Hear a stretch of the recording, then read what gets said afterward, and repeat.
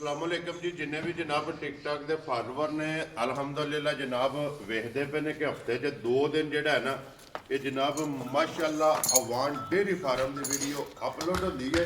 अज भी वीडियो बन गई है। लो जी जिन्हें भी भरा जिथे भी बह के वीडियो वेखते हो जो ख्वाहिश रखते हो ना कि झोटी चाहिए है 20 सेरी 20 सेरी जनाब झोटी इस टाइम कैमरे के सामने फिरती पई है। दिन जी अज जुमेरात का तारीख भी बनती है 26 तो महीना जनाब 12वां 2024 5 कल्याण जनाब झोटी के जिला तहसील गुजरात के पिंड वान शरीफ मलक मुदस्सर अवान के डेरे से जोड़ा है ना ये जनाब झोटी खड़ी है।